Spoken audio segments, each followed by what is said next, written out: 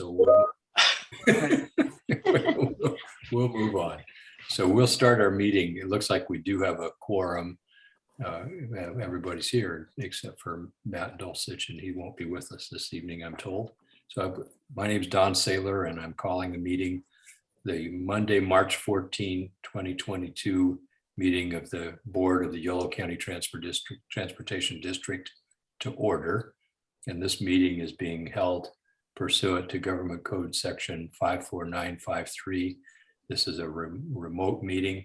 We will have opportunities for public comment, and we'll let that happen as time unfolds.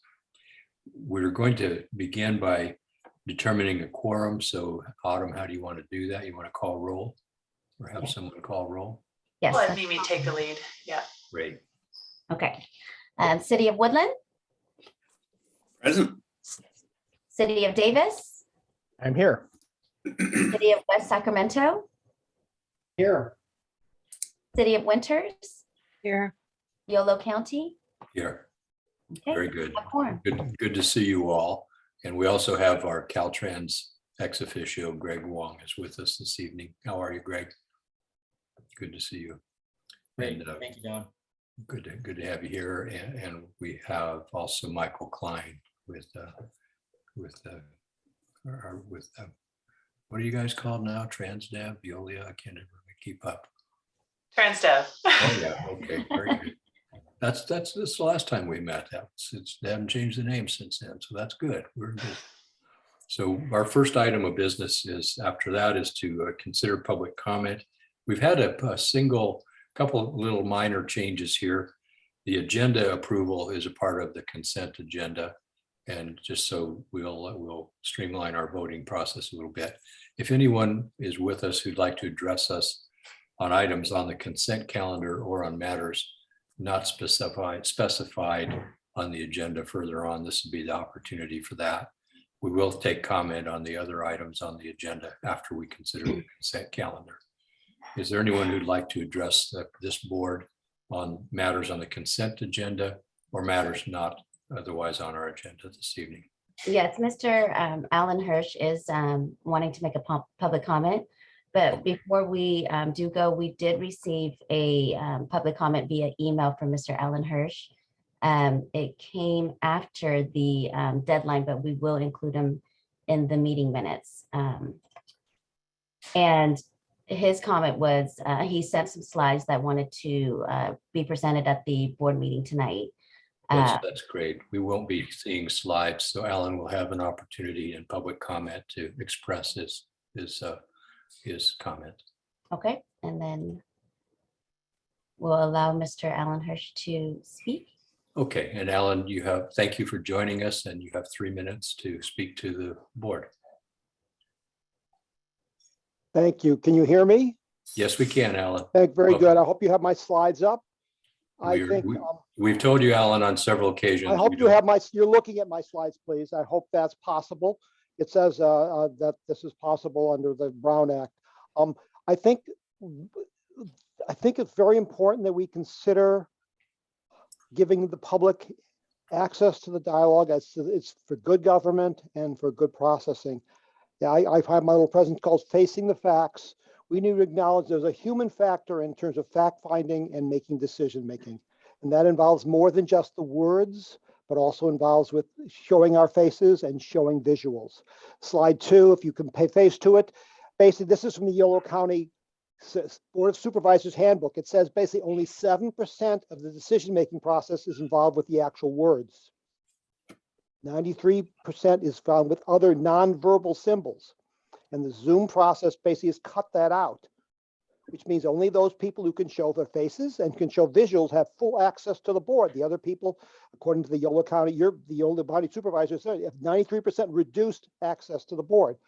And I've made some observations subsequently in slides 3, 4, 5, how this has actually worked out. In fact, on the public hearings process, it might be actually questionable when you give access to some people and not others, the public, whether the public hearing process is actually legit, and it might put you in some legal jeopardy because you don't give everybody equal access to the board, because this is a quasi-judicial process.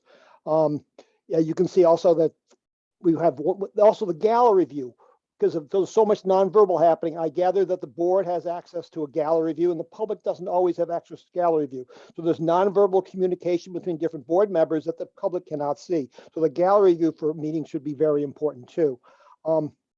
Slide number 7, I actually have something from the California League of Cities that basically asks the question in their booklet about open and public on the Brown Act. It says, question, must legislation bodies allow members of the public to show videos or make PowerPoint presentations during the public comment period agendas? And their answer is probably, although the agency doesn't have the obligation to provide equipment. I suggest with Zoom you are providing equipment. And slide 8, I suggest that there's a lot of question about the legitimacy of our elected bodies now with the anti-government entities and basically when you present of constrained public access to the public, you undermine your own legitimacy. And slide number 9, I have some suggestions how you might improve your process involving the public, give the public full access. If you want diversity, everyone should have equal access to the forum of your decision making. I hope these are helpful. I think it's very important that the public be given equal access to your meetings and for fact finding. Thank you very much. Thank you, Alan. Are there any other public comments requested? There are no further public comments. Great. Thank you. So this email that was referenced, Mimi, would you make sure that the members of the board see that? Absolutely. Thank you. And that brings us to the item on the consent calendar. Autumn, do you have anything you'd like to remove from the consent calendar? No, Mr. Chair, I don't. All right. Is there any member of the board have anything you'd like to remove from the consent agenda? Is there a motion to approve the consent calendar item 3A through F? Ledesma moves the recommended action. I will second. So we have a motion from Ledesma, a second from Lauren. Would you please call the roll, Mimi? Yes. City of Woodland, Aye. City of Davis, Aye. City of West Sacramento, Aye. City of Winters, Aye. and Yolo County. Aye. Okay, the motion passed unanimously. Wonderful. And that brings us to item 4, administrative reports. First topic is board member reports on items not otherwise listed. Anybody have anything to share? Okay. Autumn, you want to provide a brief update on the ad hoc committee on the 80 Manage Lane? Yeah, thank you, Mr. Chair. I'll be providing the update on this committee tonight. So the ad hoc committee has met once since your previous board meeting and has also had one additional meeting with Caltrans District 3 and SACOG staff regarding the project. Discussions continue about revising the project description and list of alternatives. Discussions are focused primarily around issues of tolling and the role that tolling may play in the future project. Questions around the Interstate 80 and Interstate 50 connector, the US 50 connector in West Sacramento, and then questions around kind of phasing of various components of the project. So those conversations are underway, are continuing, and we do hope to bring, over the next few months, we hope to come to some clarity and resolution with our partners at Caltrans and SACOG with regard to an updated project description that we will then bring to the board for your consideration.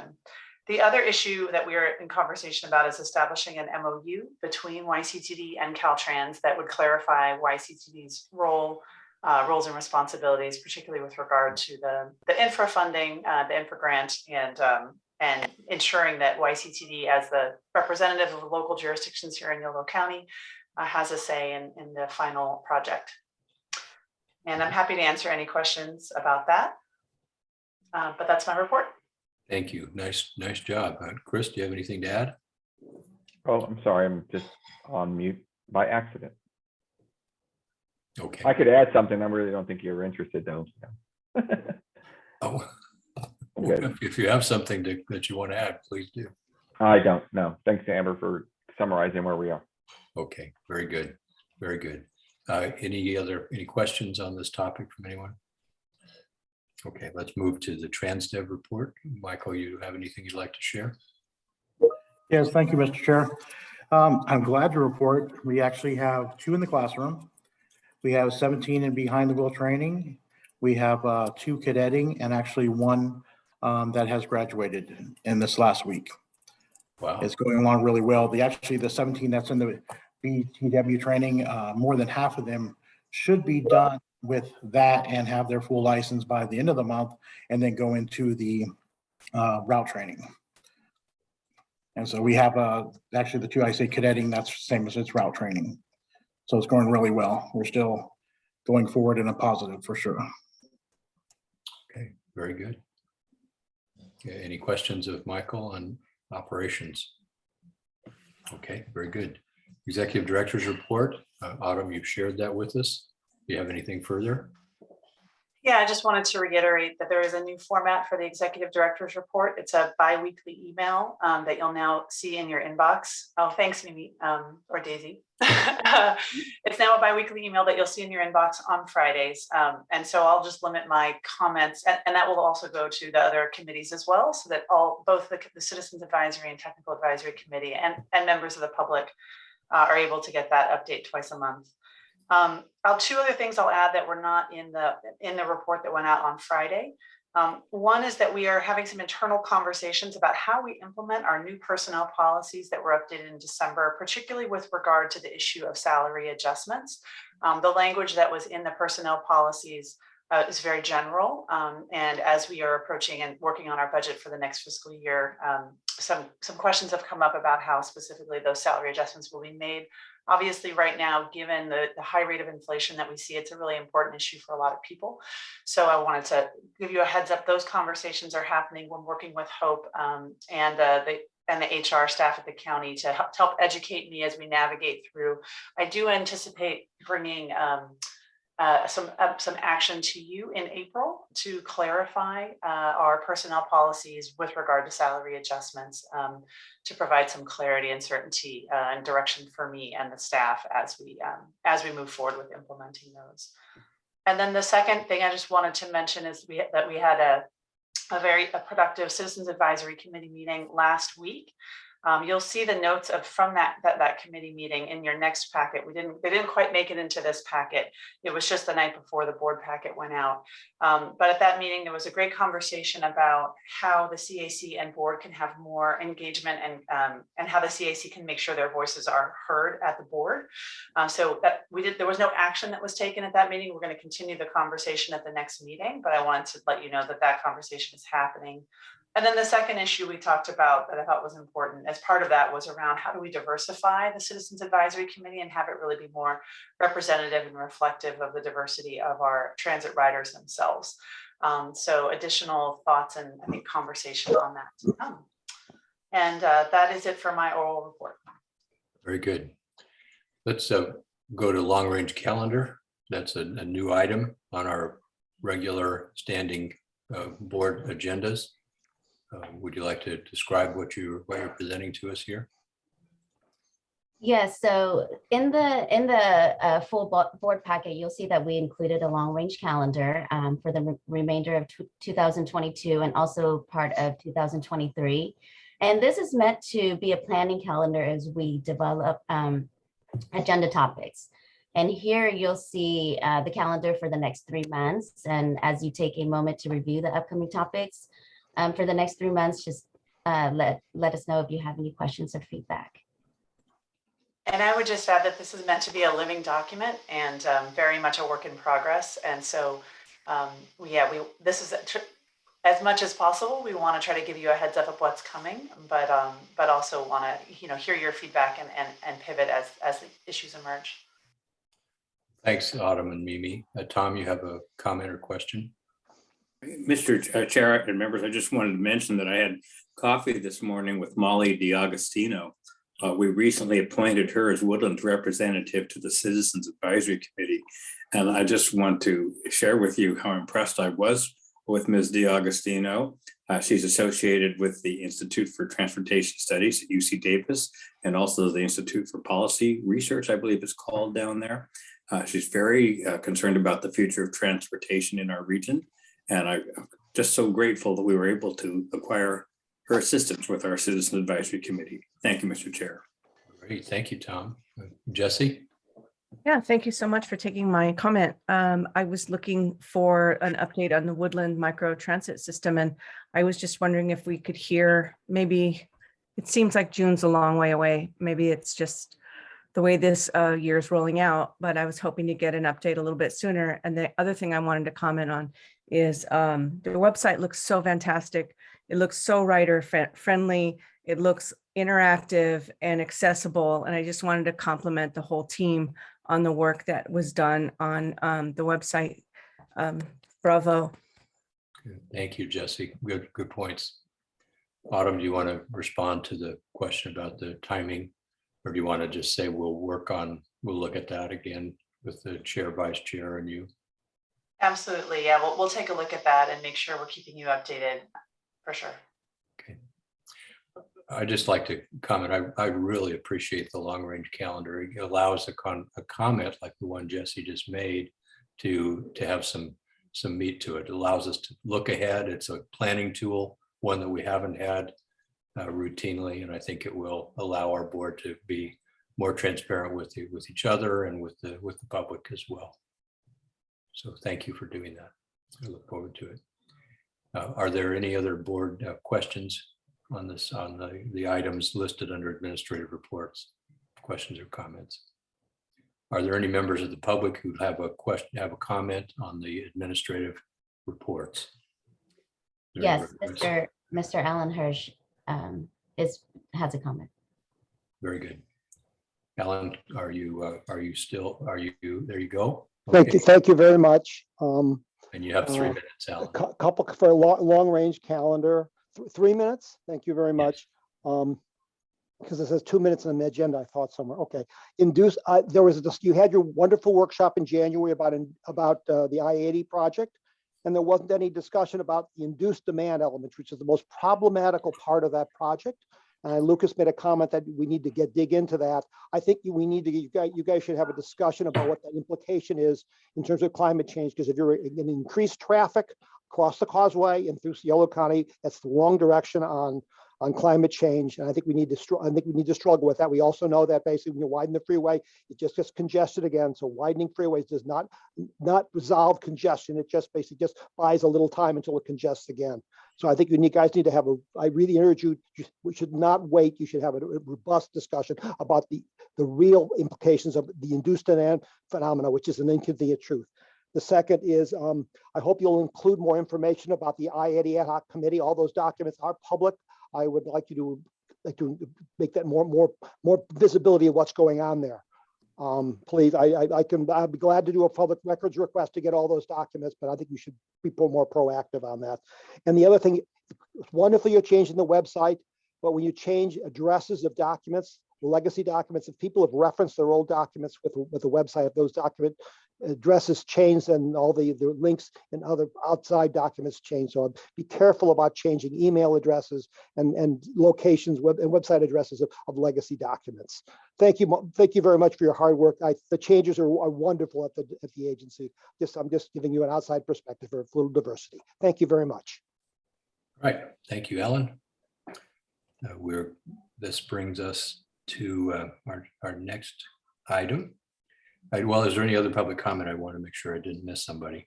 There's no further public comments. Very good. So that brings us to item 5, resuming suspended express routes. And this would be Jose, I think, is going to be leading this one. Yes, thank you, Chair Saylor. I'll be introducing the item and will be assisted by Daisy Romero, our district's assistant planner. So this item, we're actually very excited and very happy to be bringing forward for the board's consideration resumption of some suspended express services. So this item, we are presenting again board approval to resume some limited express service that was suspended earlier in September of 2021 due to a driver operator shortage. And in addition, this item is also requesting the approval to conclude the temporary assistance of the L-line service that was being provided locally in the city of Davis. Next slide. So again, the specific recommendation is for the limited resumption of express routes 43 reverse. That's what the R stands for, 45, and routes 230. Those routes connect the cities of Davis and Sacramento, as well as the city of Woodland and Sacramento. Each of these 4 routes would resume 1 trip in the morning peak AM and in the afternoon peak PM. We staff took in hand and reviewed pre and current in COVID ridership and demand levels. And so we are resuming the services that were suspended in September with the same route path as schedules as pre-suspension. The conclusion of Yolo buses temporary assistance in Davis of the L line will also take into effect at the same time with an effective date of April 3rd. But our district will continue assistance of the A line at 30-minute frequency through June 9th, 2022, which coincides with the end of the spring academic quarter.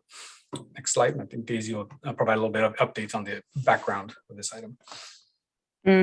So it's as if you guys can recall, on September 20th, you guys made the very difficult decision to temporarily suspend our express routes, and that included Route 43, 43R, and 4230. And this was due to staffing shortages as well as low ridership due to COVID. At that same board meeting, we also voted on providing temporary assistance for the A and the L lines for Unitrans in the city of Davis. We had a 30-minute frequency on the A line as well as a 60-minute frequency on the L line. There were other options that were considered when bringing back some of these decisions, but unfortunately they were deemed infeasible or low priority. Some of those include expanding the 42, returning some of those reduced trips, and also returning some of the local Woodland routes that were suspended as well, the 210 and the 214. We used the tool that was approved by you guys as well, called the prioritization tool. This is a tool that we use to run all of our potential service changes and determine what we think would be the best option moving forward with any service changes. And when we ran this tool, we saw that that the express routes were the ones that performed the best. And next slide, please. And then, as Autumn said, we had a great citizens advisory committee this past week. During this meeting, they provided us some great feedback. A lot of it was related to questions regarding if we had considered other services that we had to suspend, or a couple of trips that we had to suspend because of COVID or low ridership.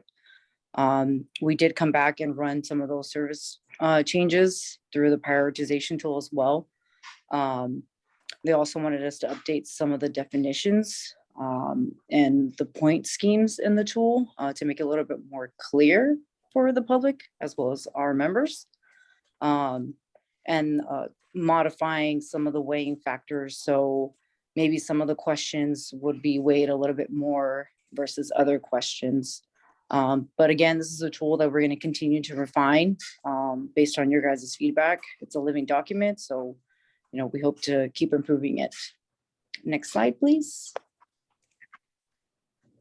And again, as Daisy mentioned, we use the transit service prioritization tool for this recommendation, primarily to identify if there was a need or a cause to provide more trips on any of the specific resumed services. In other words, we had sufficient reliable operators to be able to implement up to 4 trips, 4 in the AM peak, 4 in the PM peak.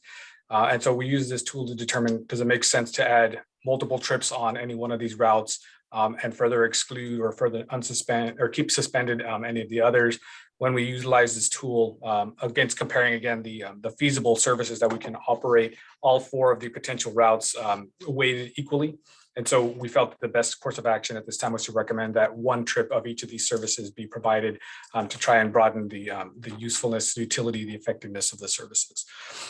As part of our outreach implementation, we have some planned efforts, including electronic posting, social media, updating our website. But we also are very cognizant of that digital divide that we've been trying to maintain and manage throughout the pandemic. And so we have some hard copy flyers that will be provided inside the vehicles, physical signage at the stops, letting folks know of the resumption, albeit limited, of these express services.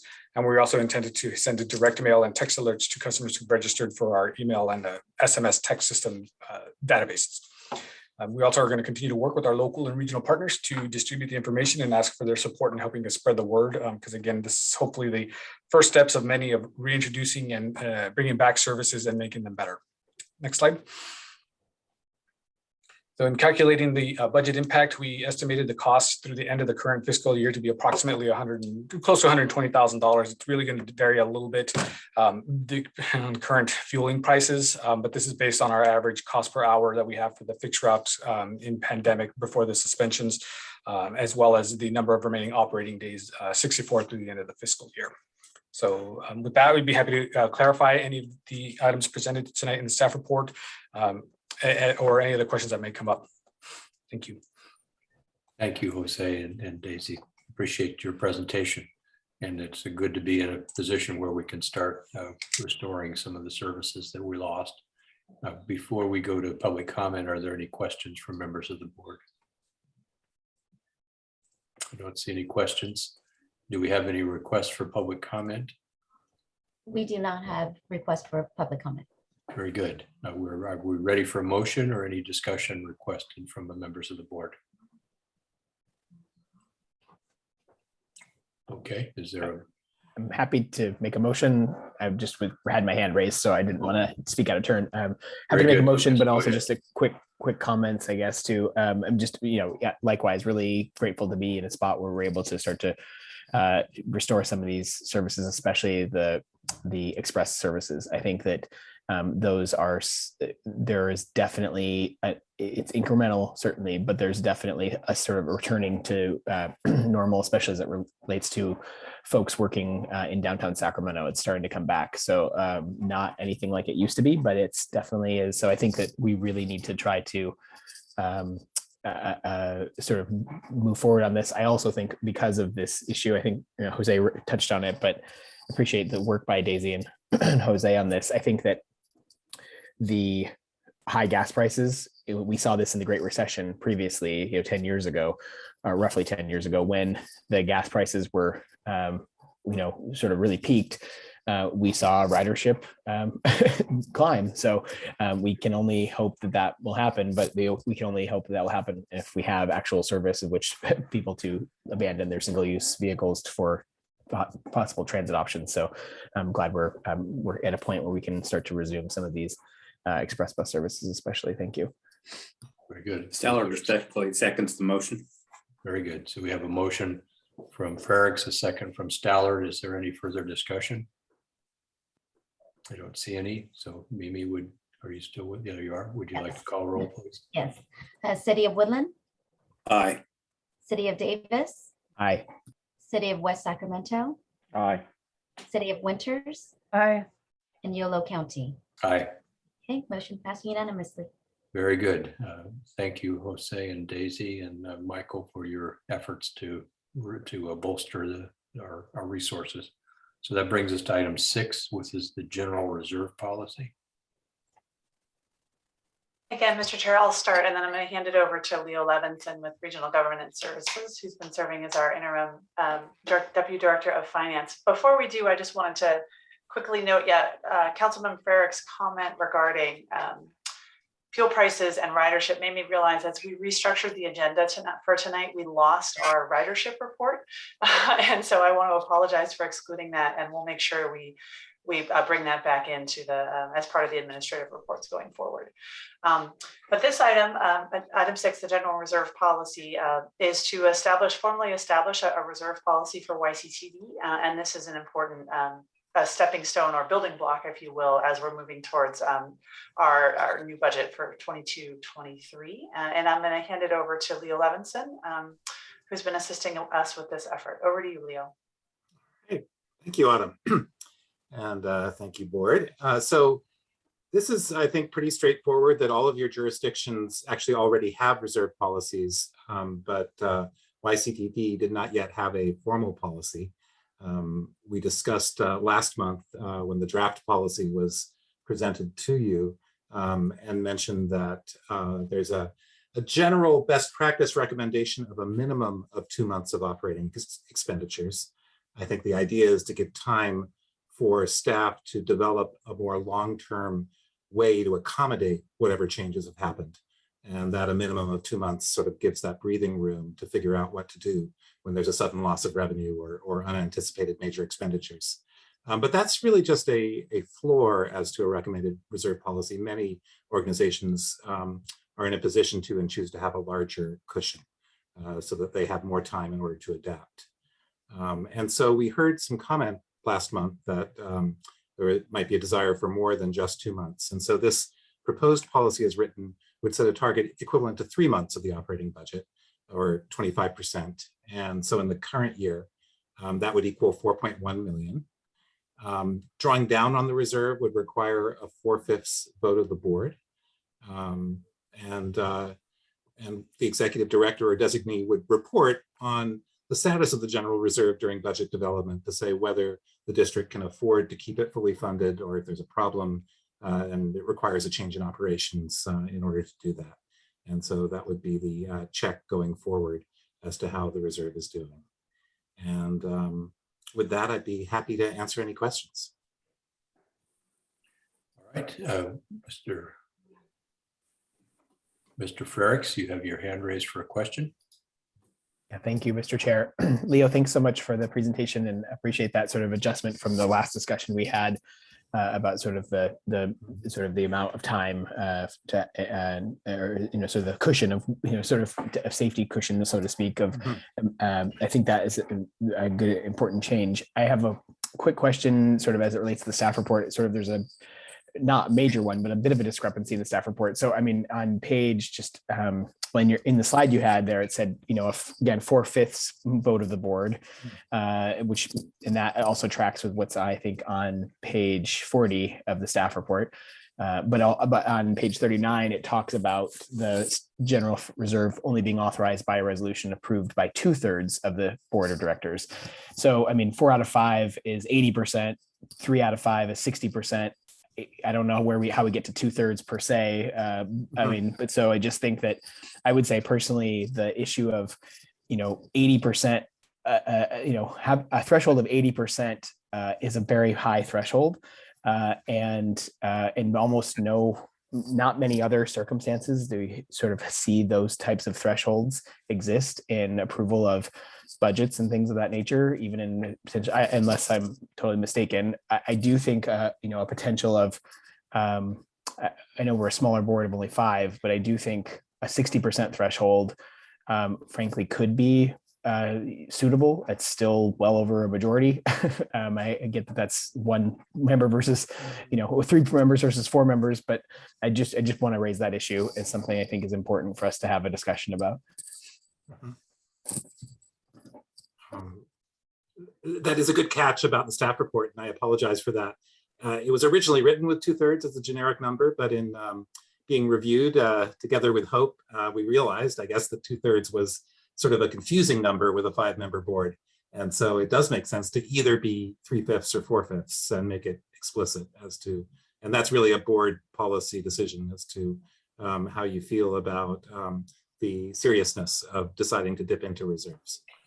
So if I may add, Chair Saylor, part of the reason too with the 4/5 is the 3/5 is your standard majority. So if the board feels like your normal voting practices should also apply to using the reserves, that's fine. It can certainly be a 3/5 vote. Given the levity and the seriousness of the decision and following the practices that we do see at the County Board of Supervisors with 5 members, I suggested that we present tonight a 4/5 vote requirement. Well, Hope, let me ask you a question since you referred to the County Budget Act. I think that it's the case that the budget itself, including this matter, would be a 3/5 vote. But if in the course of the year after the budget's adopted, there's a change, then you require a 4/5 vote. So is that accurate? As far as I remember, Supervisor Saylor, I have not looked at the County Budget Act in some time. Leo shaking his head yes, so I'm going to agree completely with Leo. He knows his business. And that's true as well. So those resolutions would be mid-year changes, the ones in these policies. And so the board would be able to approve the budget, all other matters other than touching the reserve by a 3/5 vote. Or So if it was done as a part of the budget, Mhm, then it would be a simple majority vote. mhm. But if it's done in the middle of the year sometime, then it would, is that the proposal? That it would require 4/5 middle of the year, but it's a budget, it could be 3/5. Is that, I don't know, I'm asking questions. That's how I understood it. But I would defer to Autumn and Leo about how they would like to use the policy. My take on this is that the way the language is written, it's drawing down the funds would be authorized by a resolution. So from my perspective, that is out of step. That is not part of the regular budget approval process.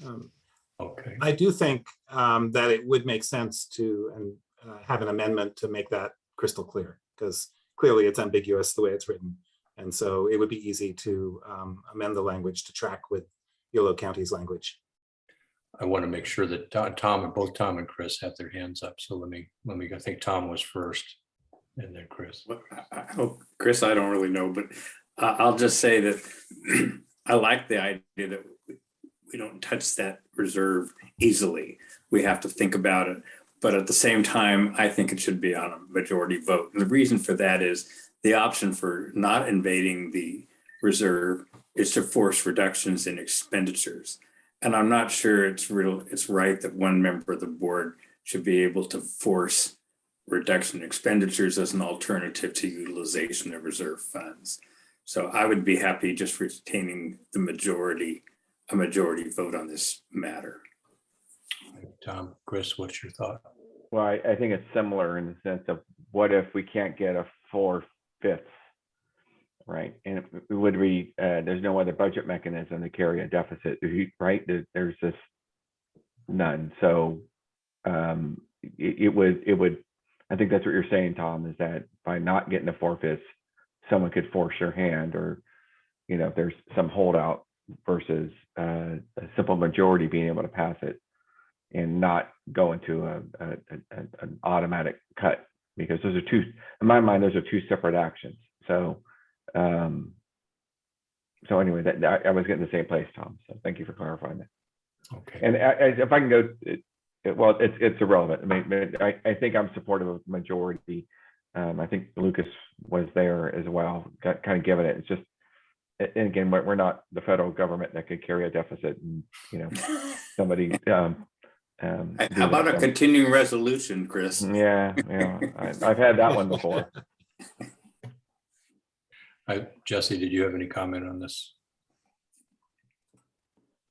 Okay, so I think we're getting a sense that we take it all very seriously and want to make sure that we're doing the right thing, but we think that 3/5 vote is probably sufficient at either at budget or in some emergency situation. So if I could just seek out a clarification on that, Chair Saylor, would you rather us say just a majority of those present at the meeting versus a specific vote count? I'm just trying to hypothesize. If you say 3/5, then you have an absence. I just want to make sure it's useful to this board and we don't run into attendance issues. Well, don't we need 3 votes to do anything, even if we have, unless there are 2 absences and there are 2, if there were 3 people present, then is that what you're saying? Right, which is why if we say majority vote, it would address that issue. Okay. Lucas, do you have a comment? Well, only just, I guess, a clarification, which is, I'm not sure we want to have it as minimum as only majority is only of those present, a majority of those present. All right. I mean, if so, we get in a situation where we have 3 people show up and 2 people can then, vote to move forward on the reserves. That doesn't seem particularly, that seems almost not as good as the 4/5 supermajority requirement. So it seems like we would want to have, a majority of the board, right? Not just those present, but the majority out of 5, I think would be important. So at least a minimum of 3 would be my guess on any time there's a vote taken to utilize reserves. And really appreciate Director Stallard's and others have said it too, but this issue of like, we take the role response, very seriously. I mean, and obviously we have to plan for the future boards that, may not have, take the role as seriously, I guess. But I mean, no one is going to look to sort of just like, all right, we just a majority vote, we can go spend those reserves now. Yes. Yeah. So. In the hopes of a potential motion, would the board be comfortable with language that states could only be authorized by a resolution approved by 3 members of the YCTD Board of Directors? Well, probably at least 3, I think. At least 3? Yeah. Minimum vote Minimum threshold of 3/5. Which. Yeah. Okay. I'm just trying not to enjoy it and include the 3/5, just because it's more, if there were only 4 of you there, I don't want to imply that you couldn't still take action. It's just my own preference for absolute clarity on when these things can happen. So it's going to take 3 votes of the 5-member board. Yep, exactly. All right. All right. Is there any further question or comment from the board before I ask if there's public comment on this topic? I do have one slightly related, and that is there are multiple elements of a reserve policy. This one is about the percentage of our operating budget that we identify as reserve. There are also policies about how you would use the reserve, and there could be further review in the future about our contingencies and reserves with a little bit more meat on it. I think this is a major threshold and a major achievement. I think that there may be some additional work to be done on what the reserve can be used for and under what circumstance. And that would be an additional piece of policy work that we can do in the fullness of time. I want to open to public comment. Is there anybody in the public who'd like to address us on the proposed reserve policy? There are no public comments. Very good. Is there anyone who'd like to make a motion to capture the sense of the board? I'm happy to offer a motion that we adopt the policies recommended by staff with the change that the majority consisting of at least 3 members of the board will be necessary to utilize reserve funds. Thank you. Is there a second? Lauren will second the item. So Director Lauren second. So Stollard moves and Lauren seconds. Is there any further discussion? Okay, now Mimi, would you please call roll? Yes. City of Woodland, Aye. City of Davis, Aye. City of West Sacramento, Aye. City of Winters, Aye. and Yolo County. Aye. Good job, everybody. Yes. Well, Thank we've you, reached everyone. we've reached that time where it says it's time to adjourn. Is there any reason we shouldn't? No, it looks like we are. Oh, and here we go. For a minute, I thought you'd all disappeared. So looks like the next meeting will be April 11, and we will determine how we can proceed safely when that time comes. So thank you, everybody. Wonderful meeting. Good job. Well done. Bye-bye. Thank you. Thanks, everyone. Thank you, Mr. Chair. Good night, everyone. Night. Good night. Night.